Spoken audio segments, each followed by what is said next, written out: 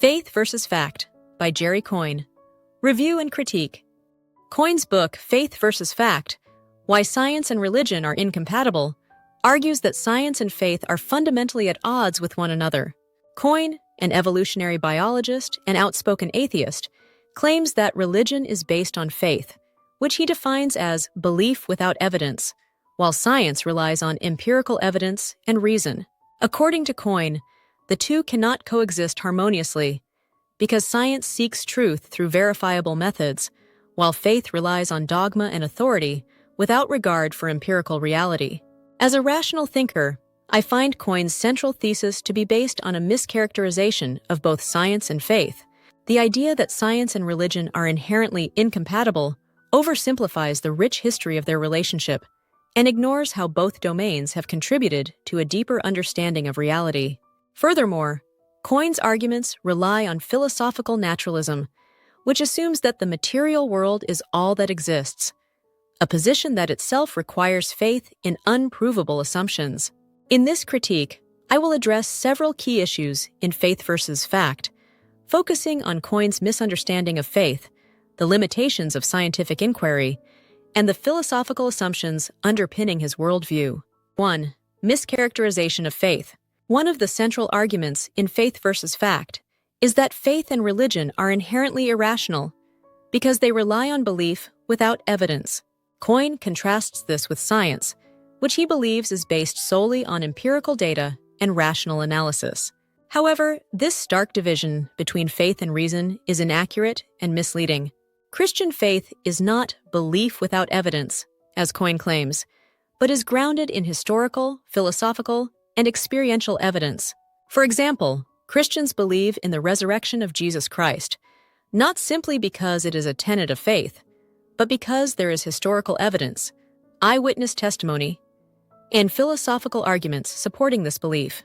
Similarly, Christians use reason and evidence to explore metaphysical questions, just as scientists use evidence to explore natural phenomena. In addition, faith plays a role in every area of human knowledge, including science. Scientists have faith in the orderliness of the universe, the consistency of natural laws, and the reliability of human reason, none of which can be empirically proven but are necessary for science to function. Without these underlying assumptions, scientific inquiry would be impossible. Coyne's misrepresentation of faith as irrational ignores the nuanced relationship between faith and reason, particularly within the Christian intellectual tradition, which has long emphasized the compatibility of faith and reason. 2. The limits of science. Coyne's argument also assumes that science is the only legitimate means of discovering truth, a position often referred to as scientism. While science is a powerful tool for understanding the natural world, it has limitations. Science is designed to study the physical and material aspects of reality through observation, experimentation, and measurement. However, it cannot answer metaphysical questions about the purpose, meaning, or ultimate cause of the universe. For instance, questions of morality, aesthetics, and purpose are beyond the scope of scientific inquiry. Science can tell us how things work, but cannot tell us why things exist, or whether moral values such as justice or human dignity are objectively real. These questions fall within the domain of philosophy and theology, which Coyne dismisses as unscientific and therefore irrational. By limiting the pursuit of truth to empirical science, Coyne overlooks the multifaceted nature of reality. Human beings engage with the world not only through reason and science, but also through moral experience, art, philosophy, and religion. These disciplines provide valuable insights into aspects of existence that science cannot address, such as the meaning of life, the nature of consciousness, and the existence of God. The reality is that science cannot prove anything to be true, least of all, Coyne's belief in naturalistic mega-evolution, the claim of single-cell to human evolution by random chance and natural selection. The best that Coyne can claim is that science provides evidence that is consistent with such mega-evolution. But in that same sense, science provides evidence that is consistent with the existence of God. 3. The role of philosophy and metaphysics.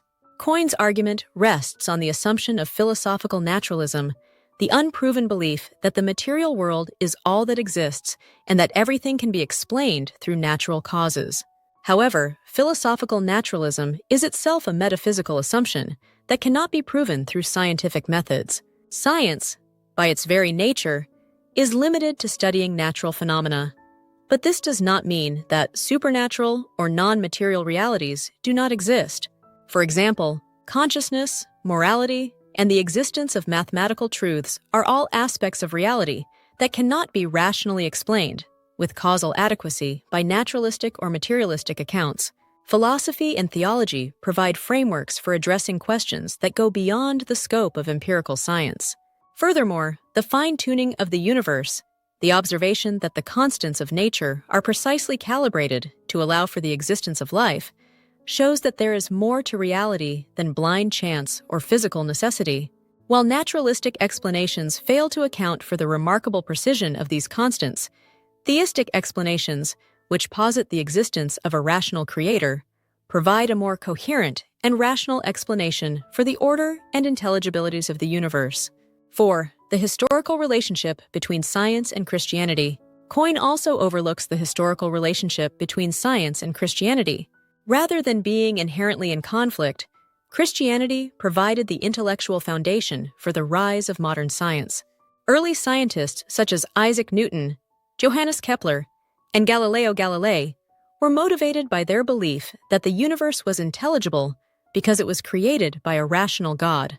These pioneers of science saw their work as a way to uncover the laws of nature that God had ordained. Christianity affirms that the world is orderly, rational, and capable of being understood by human reason because it reflects the wisdom and intelligence of its creator. This belief in the rationality of nature is what made scientific inquiry possible in the first place. The notion that science and Christianity are incompatible is a modern misconception, and Coyne's attempt to pit them against each other ignores the deep intellectual roots of science in the Christian worldview. 5. Philosophical challenges to Coyne's scientism. Coyne's reliance on scientism, the idea that science is the only path to knowledge, raises philosophical problems. Scientism itself is a self-refuting position because it cannot be scientifically proven.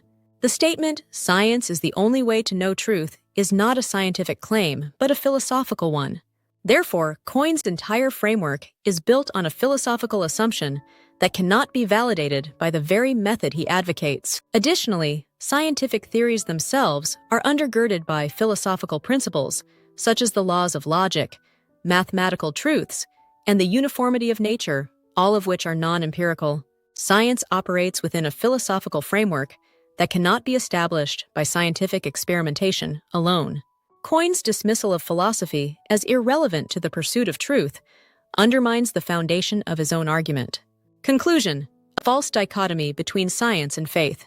In Faith versus Fact, Jerry Coyne sets up a false dichotomy between science and religion, suggesting that the two are irreconcilable.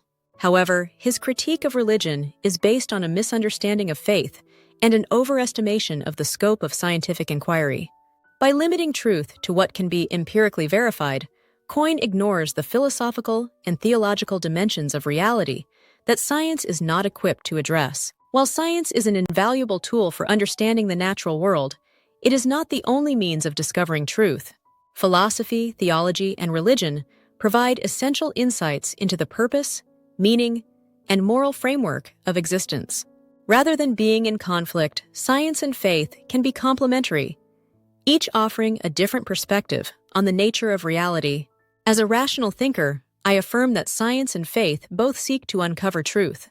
Christianity provides a coherent worldview that not only supports the practice of science, but also offers answers to the ultimate questions of existence, questions that science is not competent to meaningfully address.